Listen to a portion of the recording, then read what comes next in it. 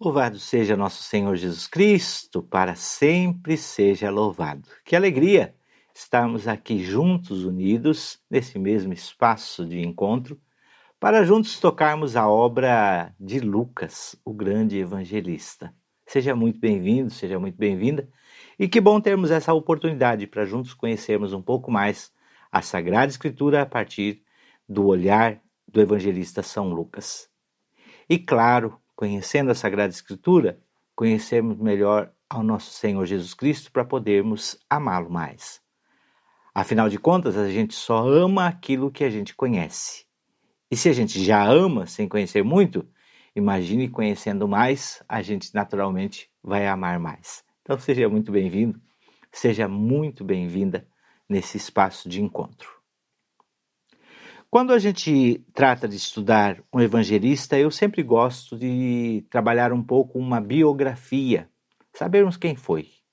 Quem foi Lucas? Então, nesse primeiro momento, nós vamos tratar desta realidade.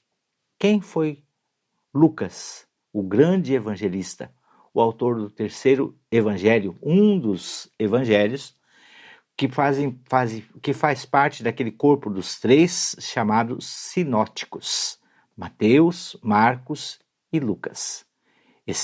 Lucas faz parte desse corpo dos três evangelhos chamados sinóticos, vistos numa mesma ótica, são semelhantes, concordam, não são iguais, não são idênticos, justamente porque tem o toque, a mão de cada autor. Quando a gente estuda os evangelhos, é sempre, e não só o Evangelho, mas quando a gente estuda a Sagrada Escritura, é sempre bom a gente ter em conta que a Bíblia é um livro que tem duas autorias. Uma autoria divina e uma autoria humana. Então a Bíblia é um livro divino-humano. Na verdade, a Bíblia não é um livro, ela é uma biblioteca. Mas cada livro possui um autor humano e o autor divino. Deus inspira, o agiógrafo, o homem, escreve em algum momento da história. Então, por isso é sempre bom ter em mente isso. Nós queremos tirar a dimensão da responsabilidade humana, da ação humana. Se nós não tiramos, mas nós a diminuímos. Mas, na verdade, isso não é muito certo. Há um protagonismo divino, porque é Deus quem inspira. Sem a inspiração divina, o homem fica sem motivação, né? Sem a presença de Deus dentro do homem, ele não tem entusiasmo. Com a presença de Deus que ilumina o homem, esse se torna um ser entusiasmado.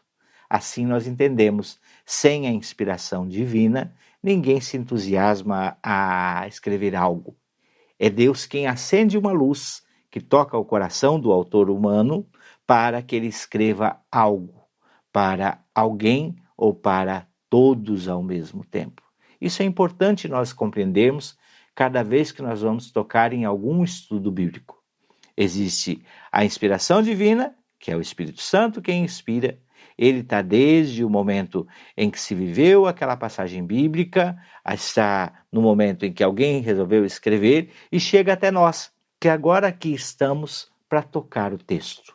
A inspiração divina comporta todas as etapas da Sagrada Escritura até ela chegar até nós. Mas, ao mesmo tempo, houve muita mão humana. Primeiro alguém escreveu, depois alguém juntou, depois alguém definiu o que era, o que não era. Depois, mais tarde, alguém traduziu. Depois, mais tarde, alguém foi fazendo as traduções até chegar na nossa mão. Eu, por exemplo, estou usando aqui uma edição da Bíblia da Ave Maria, uma edição de estudo. Mas quanta mão humana Deus se utilizou para que a Sagrada Escritura chegasse até nós. E a partir de nós, essa inspiração ainda continua. Quando a gente vai ler, compreender e ensinar. Então, sem a inspiração divina, nós paramos no meio do caminho. É como uma vela que, para se queimar, para iluminar, para cumprir o seu papel, precisa da luz. A luz não é originária da vela, vem do externo. Assim é a inspiração divina. É essa fagulha de Deus que toca o coração do homem e esse iluminado por Deus, inspirado por esse, resolve então escrever um texto. E provavelmente não, certamente é isso que acontece com o nosso querido evangelista São Lucas. Quando se vai falar de uma biografia de Lucas, a maioria dos especialistas afirmam que o evangelista Lucan, no grego, Loukan, que significa portador da luz, era um cristão de origens pagãs, natural da Antioquia, na Síria, membro de uma família abastada, era homem culto e formado em medicina. Então aqui nós já sabemos que Lucas tem suas origens provavelmente no paganismo, ele nasceu na Antioquia, hoje Síria, ele é membro de uma família abastada, que tinha um certo poder financeiro, Até como que a gente sabe disso? Porque ele era médico. Basta nós olharmos para os tempos de hoje, Fazer um filho estudar medicina não é para qualquer um. Claro, mas filho de pobre também pode. Mas de alguma forma, algum tipo de condição se tem que ter. Senão não se consegue. Então voltemos a 2000 anos atrás, lá nas origens. Como seria isso? Então, para alguém ser médico, a família devia ter alguma condição. E também é um homem culto, alguém que estudou, tem cultura. E nós vemos isso a partir dos seus escritos. Lucas, ele é o único que marca o seu evangelho com períodos históricos, delimitando o poder político e o poder religioso. Ele tem essa preocupação. Então isso expressa uma certa cultura. Ele era culto. E formado em medicina, como já dissemos. E como a gente sabe disso? Através da Sagrada Escritura. A Sagrada Escritura ela é uma construção, construída por tijolinho por tijolinho. E a gente vai mapeando ela, a gente vai encontrando essas coisas. Então, onde nós encontramos essa informação de que Lucas verdadeiramente era médico? Colossenses, capítulo 4, versículo 14. Você pode pegar desde do versículo 10 até o 14, o texto inteiro a gente pode ler. Paulo escreve assim: saúda-vos, meu companheiro de prisão, e saúda-vos Aristarco, meu companheiro de prisão, e Marcos, primo de Barnabé, a respeito do qual já recebestes instruções. Se for ter convosco, acolhei-o bem. Paulo está na prisão. Colossenses é uma das cartas chamadas Cartas do Cativeiro. Então, Paulo está na prisão. No versículo 14, ele diz assim: saúda-vos Lucas, o caríssimo médico. Saúda-vos Lucas, o caríssimo médico. Então aqui a gente tem essa informação de que Lucas verdadeiramente era médico, porque é o próprio Paulo quem está falando. Não dá para a gente afirmar quando foi que Lucas se converteu, quando ele mudou de vida. Não tem como afirmar. Ele se torna cristão, mas não se sabe quando. Provavelmente foi evangelizado por Paulo. Eu tenho as minhas teses, a sandrologia, como sempre digo, Eu sempre penso que é coisa minha, talvez não seja isso, mas não tem problema eu imaginar isso. Não fere a Sagrada Escritura nem a inspiração divina. Mas é importante saber que isso é pensamento meu, é reflexão minha. Eu sempre penso que eu sou de um tempo, eu tenho 50 anos, então houve uma época que uma das grandes TVs passou uma expedição de Jacques Cousteau na Amazônia. Eu gosto muito dessas coisas de natureza e tal, perco tempo para ver essas coisas com bicho. E eu lembro que Jacques Cousteau veio fazer uma expedição na Amazônia, então ele tinha uma comitiva. Isso já faz muito tempo, deve fazer quase 40 anos, Minha memória é boa. E naquela comitiva vem muita gente. E eu sempre penso que talvez, na comitiva de Paulo, nas suas viagens missionárias, Ele precisou levar um médico. E nessa embarcou o Lucas. Coisa minha, coisa da minha cabeça. Nós não sabemos quando, mas a gente pode imaginar assim. Deus tem seus meios. Gosto de uma passagem de Madre Teresa de Calcutá. Madre Teresa, ela era muito ousada em pedir as coisas para as pessoas, e isso é importante para nós. E aí conta um empresário, testemunha, depois que ela morreu, ele dá o testemunho. Alguém pergunta para ele, como que o senhor conheceu a Madre Teresa?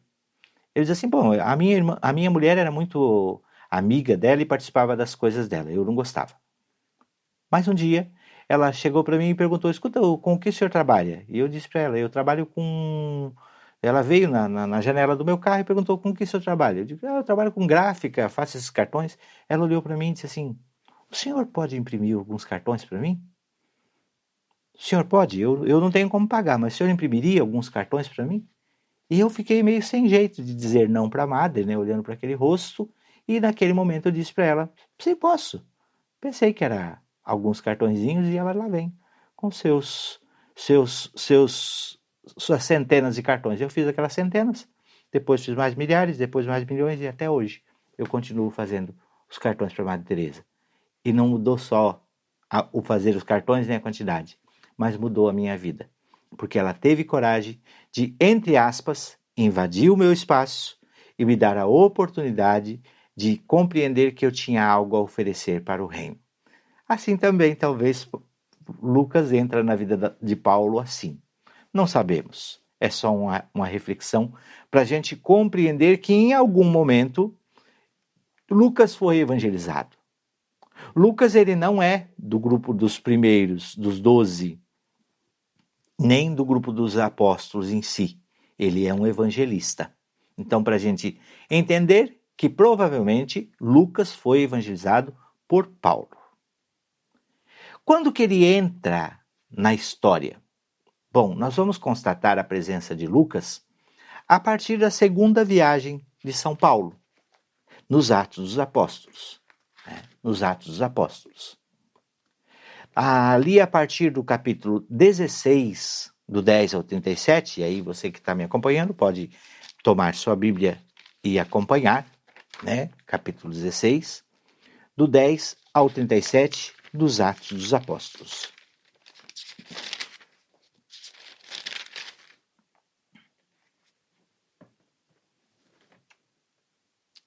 A partir do capítulo 15, 36, nós vamos constatar, tem um título ali, Segunda Viagem de Paulo com Silas. Aqui é a segunda viagem, nós estamos no contexto da segunda viagem. E se você pega ali do versículo 9 em diante, você vai entender, ó. De noite, Paulo teve uma visão. Um macedônio em pé diante dele lhe rogava, passa a Macedônia e vem em nosso auxílio. Assim que teve esta visão, preste bem atenção no verbo. Assim que Paulo teve essa visão, procuramos partir para a Macedônia. No 11, embarcamos em Troade. No 13, no sábado, saímos fora da porta junto do rio. Quando ele diz embarcamos, saímos, fomos, é sinal de quê? Quem está escrevendo estava junto. Quem está escrevendo não está escrevendo apenas uma narrativa de alguém, mas ele estava junto. Então, a partir daqui, a tradição, os biblistas compreendem que Lucas está presente na história. Ele acompanha Paulo durante a segunda, a terceira viagem, as cadeias e até o fim da vida de São Paulo. E fato que a gente percebe que ele acompanha até o fim da vida de São Paulo, está que, no ano 60, Lucas embarca com Paulo para Roma. Paulo é preso, está para ser condenado, e ele apela, quero ir a Roma. Onde Paulo, e claro, lá na frente, quando a gente for estudar Atos dos Apóstolos, ainda nesse contexto desse curso, nós vamos ver essa realidade. Paulo apela para Roma. Por quê? Porque ele quer ir a Roma. Ele quer pregar em Roma. Roma é a capital do mundo. E Paulo quer anunciar o evangelho lá. E realmente ele vai fazer isso. De uma única vez, ele deixa seu testemunho cravado no centro de Roma, através do seu martírio. É a grande pregação de Paulo. Mas Lucas está nessa embarcação que leva Paulo a Roma. Não se sabe se já nessa viagem ele já vai ser decapitado, se acredita que ainda não. O livro dos Atos dos Apóstolos termina sem contar o martírio de Paulo. Nós não temos escrito esse testemunho, a tradição nos ensina assim, né? Mas lá no capítulo 27, do 1 ao 28, e você pode tomar sua Bíblia, é sempre bom que você esteja acompanhando com a Bíblia na mão. Atos dos Apóstolos 27, do 1 ao 28, diz assim, olha só, nós não precisamos ler o texto inteiro, porque para nós aqui agora não é interessante, não é tão importante ler o texto, embora que ele é riquíssimo. Eu sempre penso que alguém que se converteu, alguém que está numa caminhada, mas que ainda não leu Atos dos Apóstolos inteiro, está perdendo tempo. Porque eu me lembro que eu me deliciava nos meus inícios de caminhada, lá nas primeiras horas de conversão, eu me deliciava e me questionava lendo Atos dos Apóstolos. Porque eu olhava, eu já encontrei com Jesus, eu já recebi o batismo no Espírito Santo, como eu já acreditava. E por que essas coisas não acontecem na minha vida? Tem que acontecer. E me questionava isso, né? Então, provavelmente você já leu tudo isso, e se não leu, é uma oportunidade para você ler. Mas o que é interessante para nós aqui nesse momento? Nós estamos vendo uma biografia, um pouco do que viveu Lucas. E então, no capítulo 27 dos Atos dos Apóstolos, vai seguir logo que foi determinado que embarcássemos para a Itália, Paulo foi entregue com outros presos a um centurião da corte augusta chamado Júlio. No 2, embarcamos num navio de Adramito que devia costear as terras da Ásia e levantamos âncora. Está acompanhando o raciocínio? Paulo está lá. Embarcamos, levantamos, fomos. Ele continua junto com Lucas. Então, a partir disso, nós já ou melhor, Lucas está lá. Ele acompanha Paulo. O autor está lá. E se a tradição acredita esse livro, essa obra a Lucas, o autor está lá. Então, quem é esse autor? Quem é que está lá? É Lucas. Né? Ele é Lucas. Ele acompanha Paulo na viagem a Roma. Permanece fiel a Paulo durante o primeiro cativeiro. Né? Paulo, se acredita que ele teve 3 cativeiros, 3 momentos na prisão. E Lucas está presente no primeiro cativeiro. Como que a gente sabe?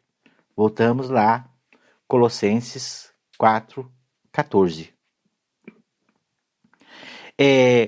Se a gente pegar aqui a partir do 10 de novo, né? Paulo está na prisão. No 14 diz assim: saúda-vos Lucas, o caríssimo médico e Demas. Quer dizer o quê? Que Lucas está com ele, é companheiro dele de prisão. Depois nós vamos para a frente e vamos encontrar novamente Lucas lá junto com Paulo na prisão. Está preso Paulo e Lucas o acompanha. Lucas é um acompanhante de Paulo, né? Na carta a Filemon, versículos 23 e 24. Nós estamos no finalzinho da carta a Filemon. Essa carta Paulo escreve a esse homem chamado Filemon, defendendo um escravo fugido da casa dele, que Paulo encontra na prisão, o evangeliza e o devolve não mais como um escravo, o Onésimo, mas como um irmão na fé. E no finalzinho, nas saudações finais, como é costume de Paulo, ele escreve: ao mesmo tempo, prepara-me pousada, porque espero, pelas vossas orações, ser-vos restituído em breve.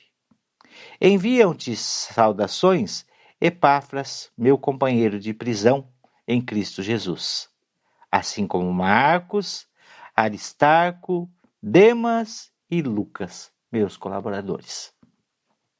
Esses homens, Paulo os chama de colaboradores.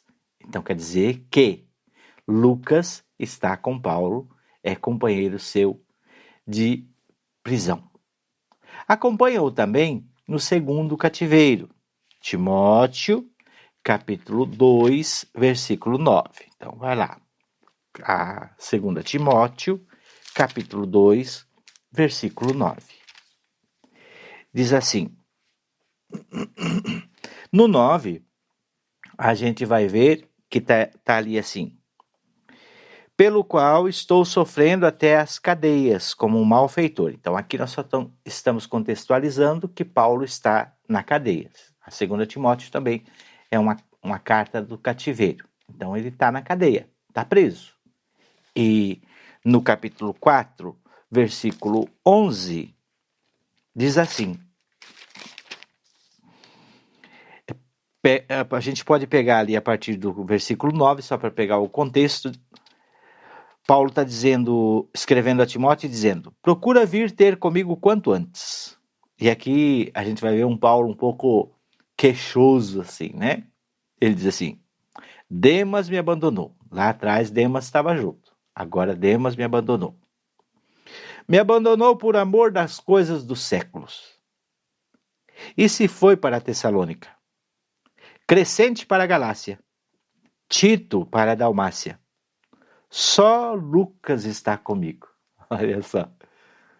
O Paulo se sente abandonado, né? Demas me abandonou pelas coisas do século. Talvez comprou um barco, comprou um terreno e partiu. E se for Crescente para a Galácia, Tito para a Dalmácia. Então, Crescente e Tito foram para outro lado, continuaram evangelizando. Agora, o Demas me abandonou pelas coisas do século. Então, tinha abandonado, né? Então, provavelmente tinha caído na fé. Passou lá um rabo de saia, ele não se aguentou e foi o homem. Se perdeu.